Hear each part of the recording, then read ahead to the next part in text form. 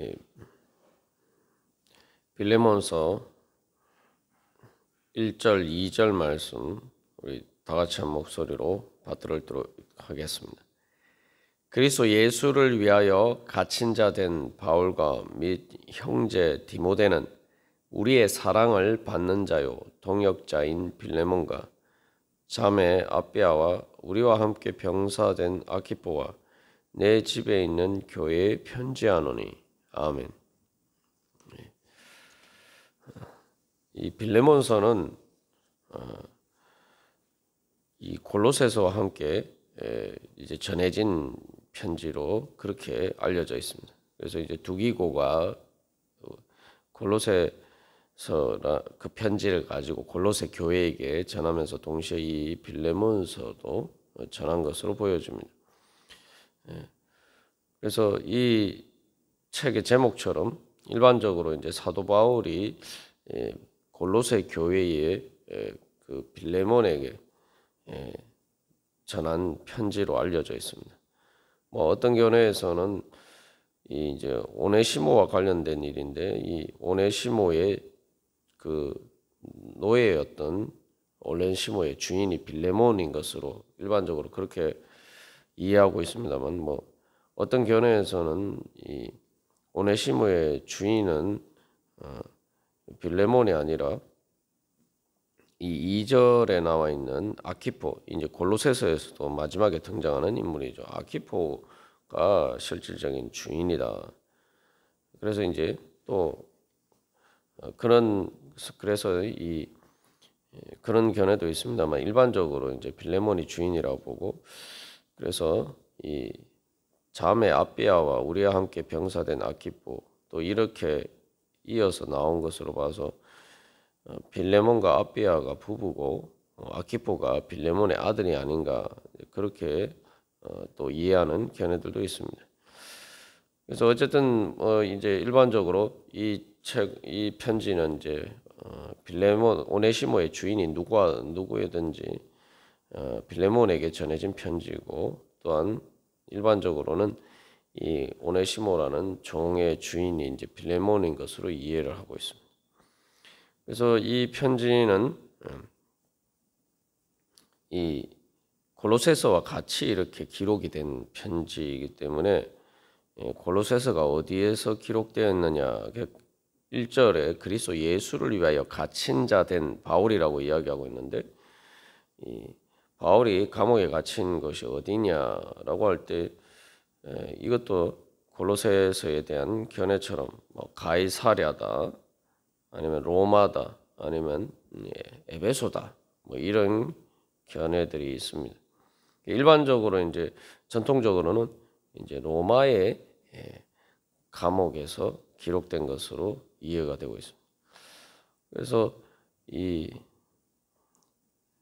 오네시모라는 종이 도망쳐서 그 골로새 소아시아에 있는 골로새에서 로마까지 도망쳐 갔다라고 보기에는 너무 멀다. 또 뭐 골로새서를 곧 방문할 그런 소망을 담고 있는 것으로 봐서 로마는 너무 먼 것이 아닌가 해서 이제 에베소라고 주장하는 견해가 있는데 그런 견해에 따르면 이제 에베소에 투옥된 것으로 보면은 기록 시기가 50년대 중반이라고 볼 수 있고 또 전통적인 경향처럼 로마의 감옥이라고 보면은 이제 60에서 61년 사도 바울이 이제 순교하기 직전에 그렇게 기록된 것으로 보여집니다. 그래서 이 편지는 사실은 이제 신약 성경 중에서 가장 작은 짧은 편지 중에 하나죠.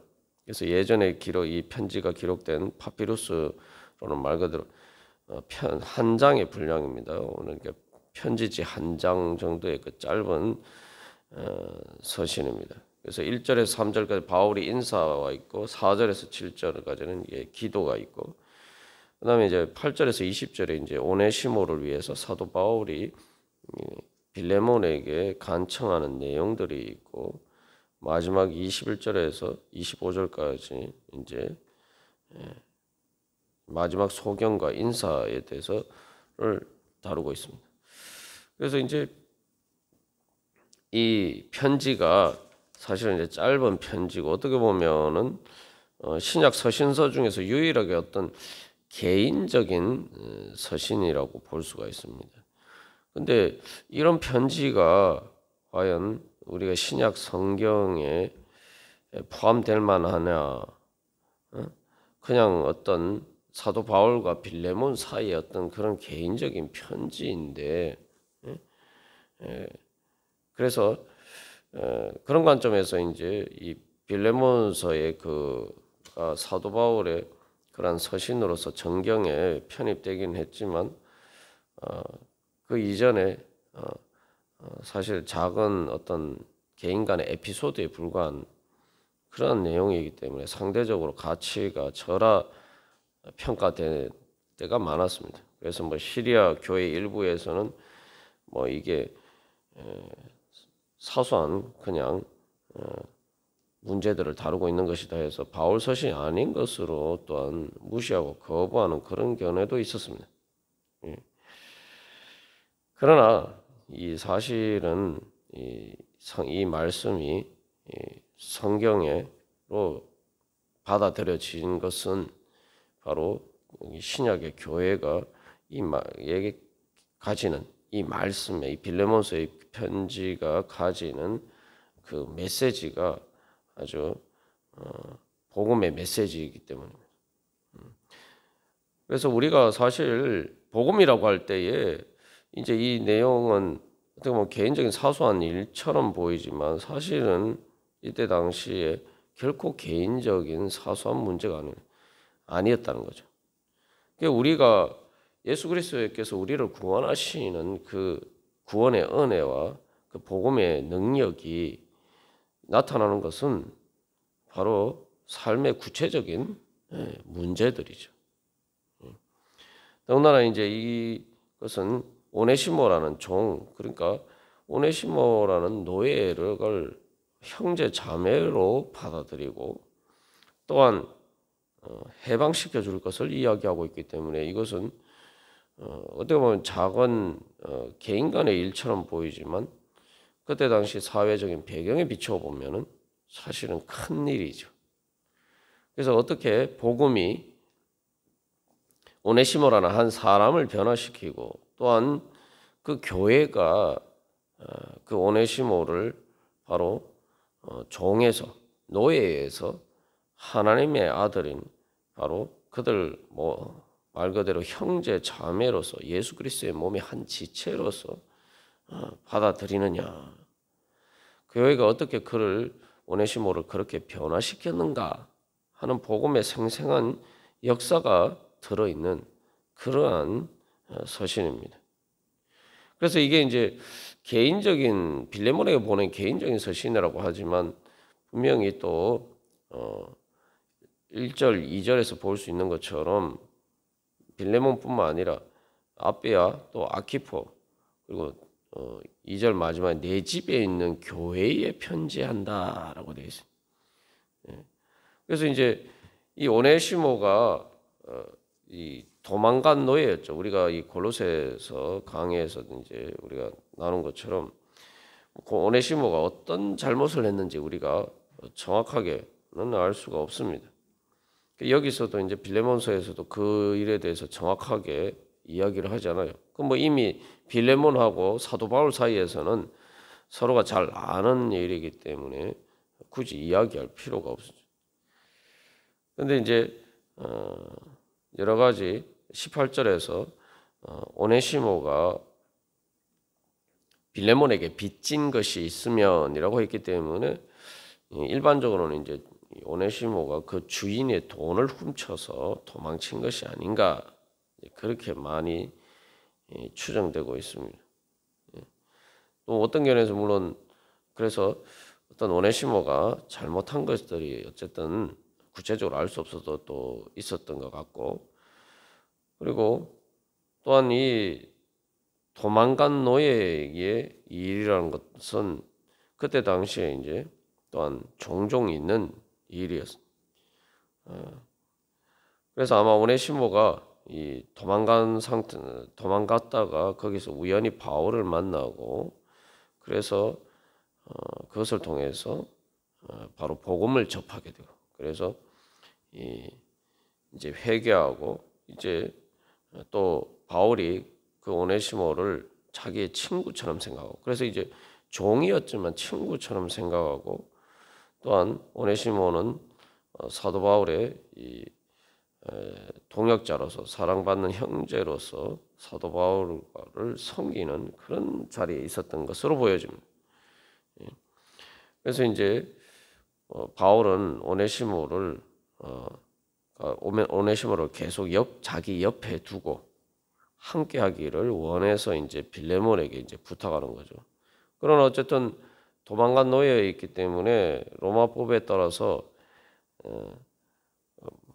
그 돌려보내지 않으면 이제 불법일 뿐만 아니라, 또 사실 이제 빌레몬이 사도 바울을 통해서 이제 복음을 접하게 되었고, 그래서 빌레몬은 말에게 있어서 사도 바울은 말 그대로 영적인 스승의 위치에 있었단 말이죠. 그렇기 때문에 사도 바울이 자기 마음대로 어떻게 보면은 오네시모와의 관계에서 자기 뜻대로 할 수도 있었지만, 그러나 정중하게 사실은 이제 빌레몬에게 이제 부탁을 하는 거죠. 뭐 오네시모도 돌아가지 않을 수도 있었는데, 뭐 거리도 가까운 거리에 있었던 것도 아니고, 그러나 이제 이 빌레몬과의 관계에서 또 그러한 관계들이 이러한 문제들 때문에 깨어지기를 원하지 않고, 원만하게 다 서로가 사랑하고 또 서로를 위해서 기도하고 또한 협력하는 관점에서 그렇게 이 문제를 풀어가기를 사도 바울이 원했던 것입니다. 그래서 이제 이 오네시모를 다시 빌레몬에게 돌려보내면서 사랑받는 형제로 받아주기를 원하고, 또 그 오네시모가 뭔가 빚진 것이 있어서 빌레몬에게 갚기를 원하면은 거기에 대해서 바울이 대신 갚아주겠다라고 이야기하면서, 또 사도 바울이 그런 자기와 함께 있었으면 좋겠다라는 그러한 부탁에 대해서도 명령이나 강요가 아니라 사랑으로 자원하는 마음으로 해주기를 원하면서 그렇게 이 편지를 기록하고 있는 것입니다. 그래서 이 빌레몬서의 이제 내용들을 보면은 사실은 이게 이제 개인적인 문제인 것처럼 보이지만, 그래서 이러한 문제들에 대해서 빌레몬이 어떻게 또 받아들이느냐 문제가 있고, 또 이것을 통해 사실은 이제 골로새서에서 우리가 나눈 것처럼 예수 그리스도 안에서 아무런 차별이 없고 오직 그리스도 예수 안에서 다 하나다라는 그러한, 또한 하나님께서 또 화해하게 하고 화목하게 하셨다, 예수 그리스도를 통해서 전하신 하나님의 그 복음의 메시지를 어떻게 또 우리의 삶에 실제적으로 이제 적용하느냐, 사실은 그런 문제를 보여주고 있죠. 그래서 이제 단순히 개인적인 서신이 아니라 사실은 이 일어나고 있는 문제들은 그때 당시에 사회 제도의 문제였고, 또 이 계층 간의 그러한 관계였고, 기독교 복음이 그러한 뭐 노예와 주인과의 이 관계를 어떻게 다시 규정하느냐, 그리고 어떻게 완전히 다른 신분인 주인과 노예가 바로 주님 안에서 한 형제 자매가 될 수가 있느냐. 우리가 이제 그러한 복음의 가장 본질적인 문제를 보여주고 있는 거예요. 그래서 이게 여기에서 왜 빌레몬서에서 단순히 빌레몬뿐만 아니라 그 빌레몬의 집에 있는 교회에 편지한다. 왜 빌레몬에 가면 보내면 되는데 왜 이 수신자가 빌레몬뿐만 아니라 아비아, 아키포 또 그 집에 있는 교회가 여기에 수신자로 포함되느냐, 이 중요한 의미가 있죠. 왜냐하면 빌레몬이 오네시모를 그렇게 받아들여도 그 빌레몬만 그렇게 오네시모를 형제처럼 그렇게 받아들인다고 해서 문제가 해결되는 게 아니죠. 왜냐하면 이 2절에 나오는 자매 아비아와 또 아키포 구체적으로 이제 뭐 한 다 이렇게 아내 빌레몬의 아내고 빌레몬의 아들이다라고 이야기하면은 또 내 집에 있는 교육이 가정 교회잖아요. 다 이렇게 말 그대로 서로가 이렇게 잘 아는 그런 관계인데 빌레몬뿐만 아니라 그래서 이 모든 그 빌레몬의 가족과 그 교회가 다 이렇게 빌레몬처럼 또 사도 바울이 그 원한 것처럼 오네시모를 형제 자매 같은 한 형제로 받아들여야지, 그리스도 안에서 형제로 받아들여야지 이 문제가 해결이 되는 거죠. 우리가 이것을 조금만 생각해 보면은 이게 가정 안에서의 문제고 또 이렇게 계속 이렇게 막 서로 잘 아는 사람들이란 말이죠. 빌레몬뿐만 아니라 그 빌레몬의 가정에 있는 교회들이 다 오네시모를 다 잘 알지 않습니까? 잘 아는 사람들인데 빌레몬만 따뜻하게 사랑으로 대한다고 해서 이 문제가 해결되는 거예요. 그러니까 다 이렇게 모든 교회들이 같이 그렇게 오네시모를 이제 주님 안에서 해방된, 주님 안에서 이제 노예가 아니라 자유하게 된 바로 이렇게 형제로 받아들여야지.